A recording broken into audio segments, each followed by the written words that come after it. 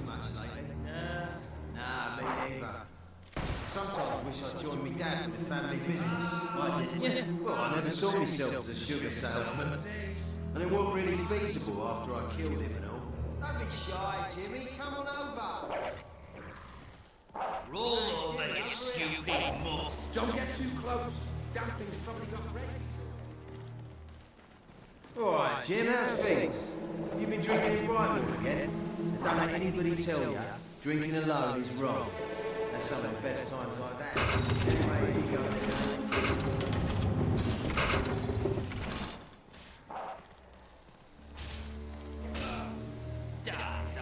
Killing you? Won't get much off of you. Jimmy? That really you?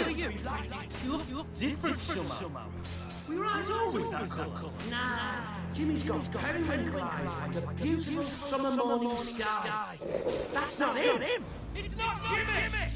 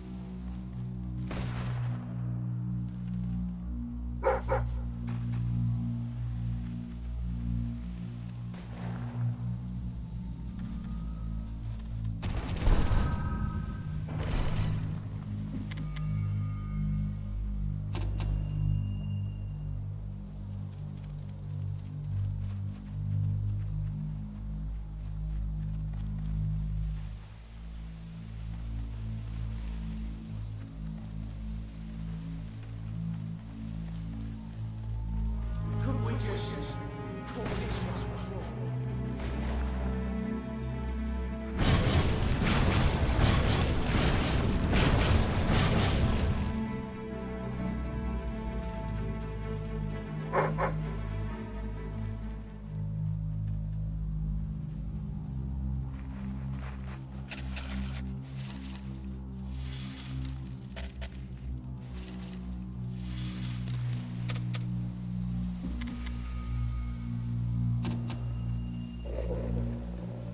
Jimmy was my mate! Die! Cremation or burial? Just gonna leave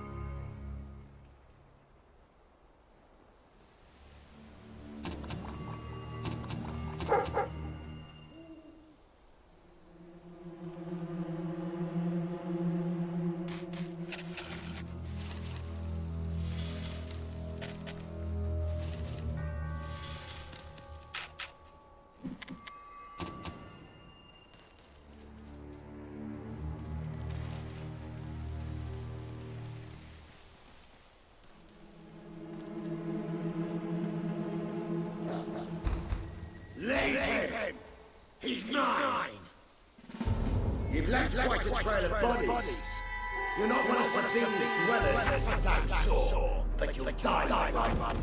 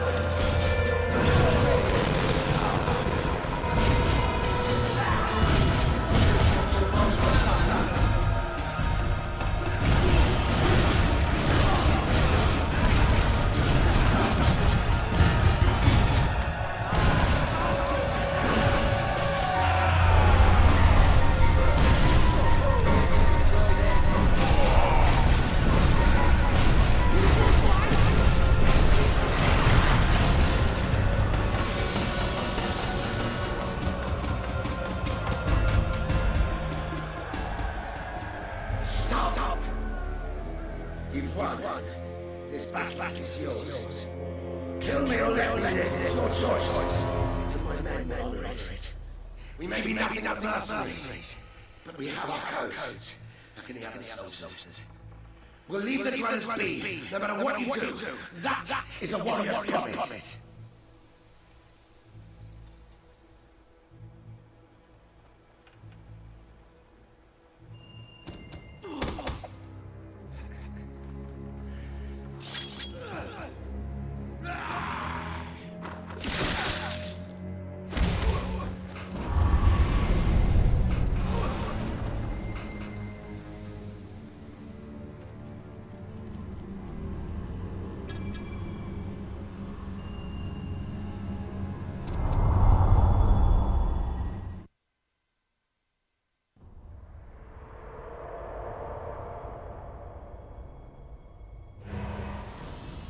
You have taken another step on the road to rule.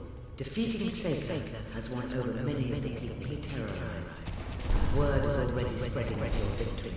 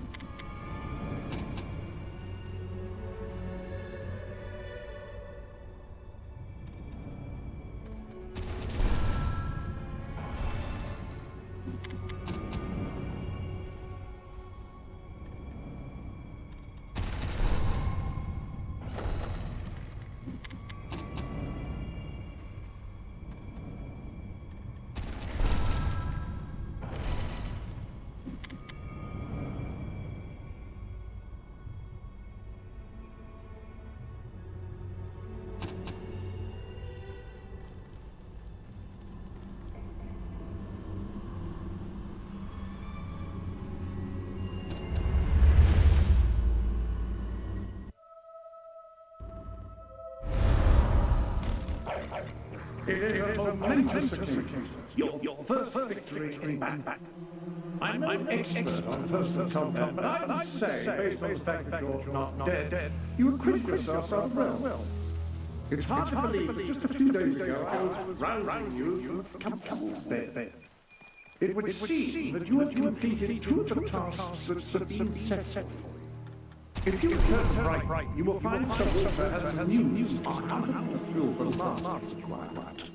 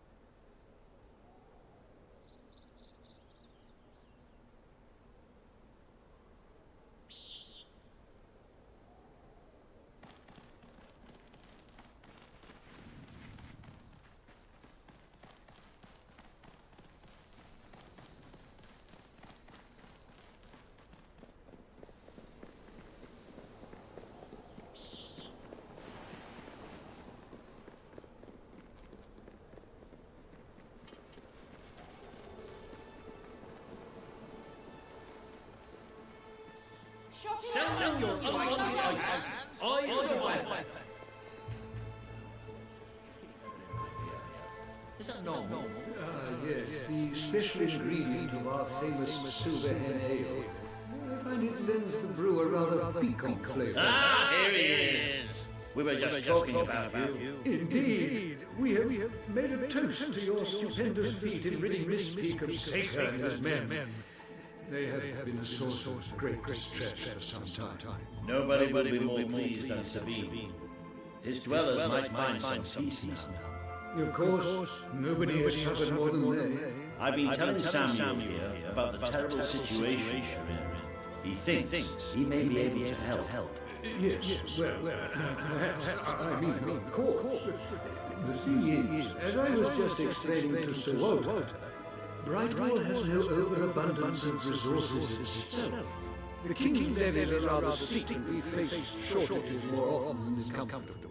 But Were you to improve things around Brightwall, the people would be most grateful.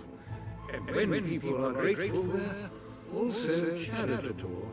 I'm sure they would find it in their hearts to send aid to those poor people. there you have it. The way I see it, you will need all the followers you can get if you're going to lead a successful rebellion. What better time to start? I heartily agree with Sir Walter. Pardon me for overhearing. As it happens, I've learned of a promising method for amassing followers. If you return to the sanctuary at your earliest convenience, I could... An excellent way to gain followers is by helping villagers in need. Take a closer look. You can now see the villagers in need. You can also see how many followers you must amass to impress Samuel and the people of Brightwall. Select a villager to help. By doing so, you will gain the respect and loyalty of others in the region. By completing quests for those in need, you will prove your abilities and demonstrate your potential as a leader.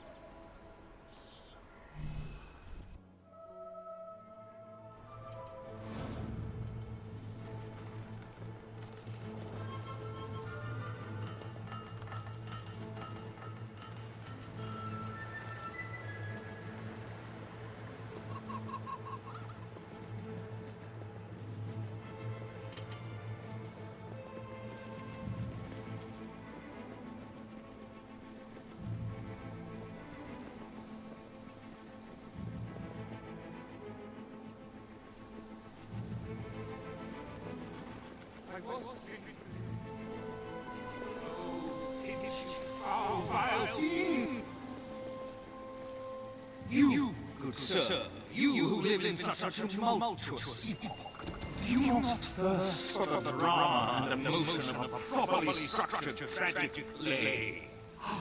You will find the legendary lost play splendid. Finally, tragedy and comedy will come together as they should.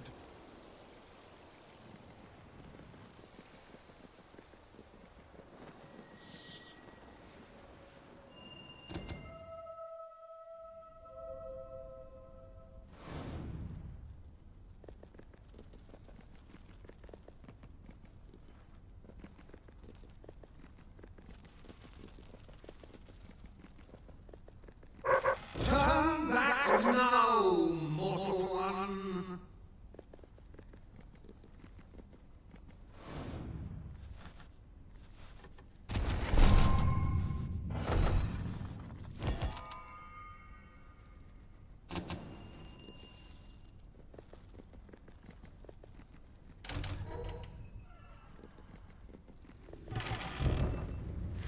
Stay away from this holy death, and insanity awaits you.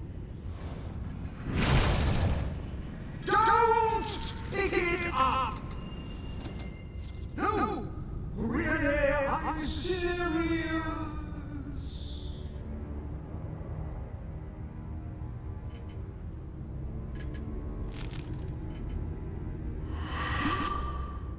You lot just can't leave well enough alone, can you?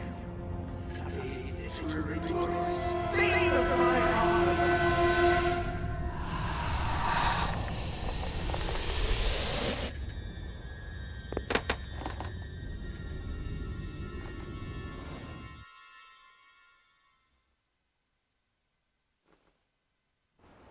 Listen, you're not getting my lost play, you hear? It's rubbish.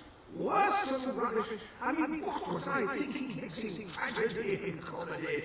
I must have been off my rocker. It would seem, my dear fellow, you have been apprehended by the ghost of Philip Morley. That makes us both his captives. I am Ransom Locke. If the name seems familiar, it is because I was once a detective of some renown. And yet, here I am, ready to live out the rest of my days, trapped in a book. As far as I can deduce, we are currently in a scene from one of Morley's greatest romantic plays, the near tragedy of Oliver and Ethel.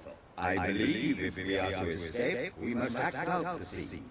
But performing is not one of my talents. If I am correct, putting on this costume should set things in motion.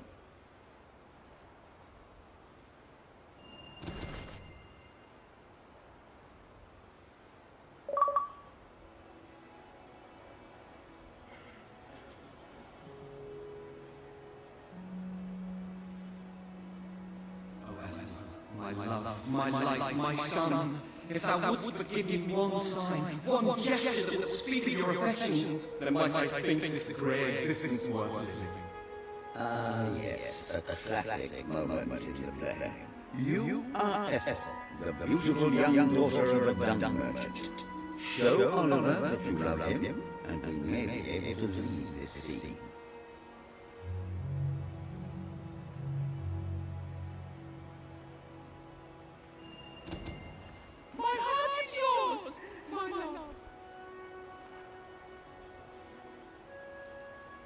Let the heavens and the seas, the toads and the eels sing the song of my heart, for she doth love me, and all is well. We shall meet again tomorrow, my little ferret, and elope into the sunset to live out our days in wondrous joy. A magnificent rendition. True, I applaud you. I see you are gifted with remarkable literary cunning. Can you really comprehend the depths of my work? We shall see. Ah, yes. This is undoubtedly a scene from one of Morley's earlier, funnier plays, Bloodbath at the Royal Court. And this must be your costume. The role of the fool is one filled with tragic depth. It will require a masterful performance.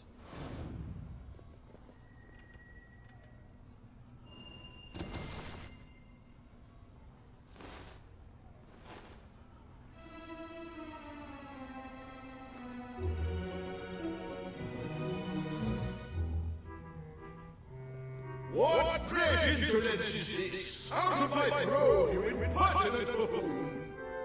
Stand before your king and do your jester's duty. 'Tis a troublesome time in this court and my crown grows heavy. So make me laugh, or I shall have your head.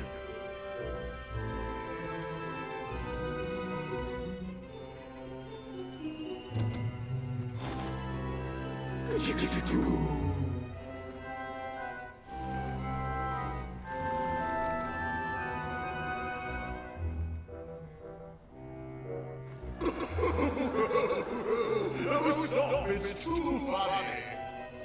I believe I'm in the right mood now to meet with those foreign delegates. I think I should only behead half of them. Yes. I have never seen a more convincing fool. There is hope for us yet. You handle my royal dramas as well as romances. But will your versatility extend to the more subtle domains of theatre? Oh dear. Unless I'm mistaken, this is a scene from Morley's notoriously violent historical epic, Titus the Mutilator, Part 2, which would mean this is the gladiatorial arena from Act 5, where Titus is finally slaughtered by savage warriors seeking revenge. A favorite scene of mine as a child, I must admit. And here is Titus's famous costume. I had some pajamas that looked just like it. Put it on and you will take on the greatest role of your life.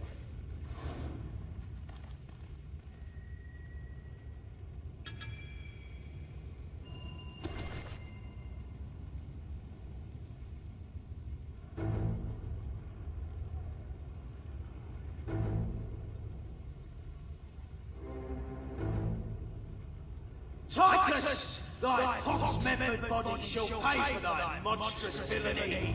My son lies dead because of you. Now shall revenge be mine. Cold is your corpse and all the more flavoursome for it. Do try to make your demise convincing. I can tell you can handle a gun, but can you handle me?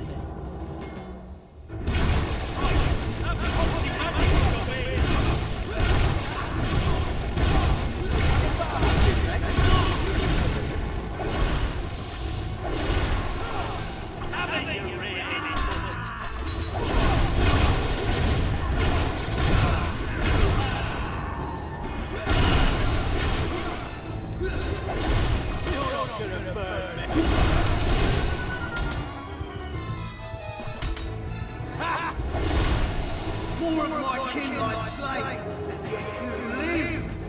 You breathed your last sulphur-scented breath, Titus. Cut out his lever so I can hang it up.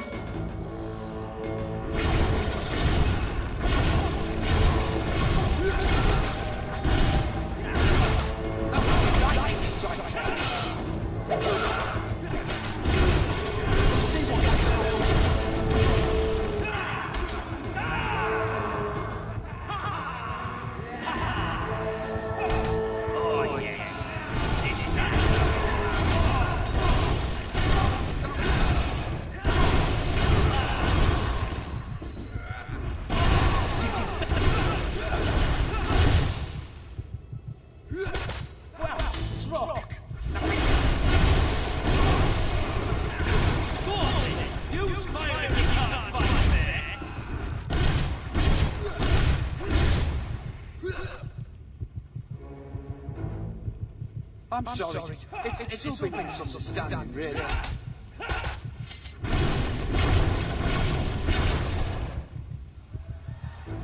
Titus has fallen! Vengeance is mine at last! But what is yonder scar on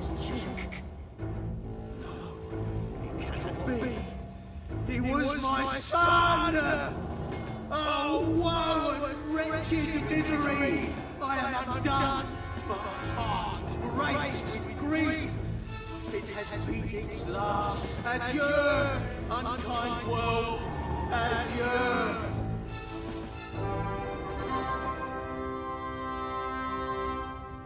A tremendous performance. For a moment, I believed you truly had passed on. I wonder what scene will follow now. Oh, what scene could possibly follow such a masterful rendition of my work? You have brought such depth of meaning to my words as I stand in awe. You have earned the prize no mortal has ever been honored with before. My missing play. I entrust it to you, for I know that you will do it justice. I call it the Ham Sandwich, a metaphorical title, of course.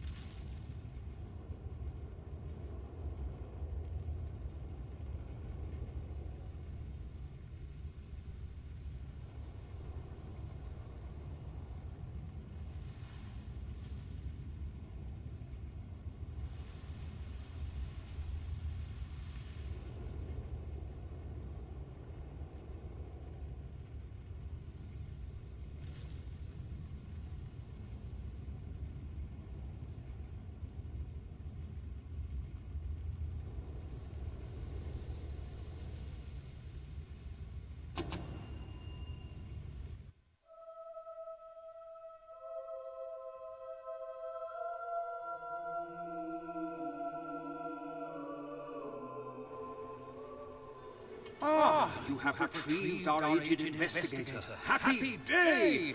Have you, perchance,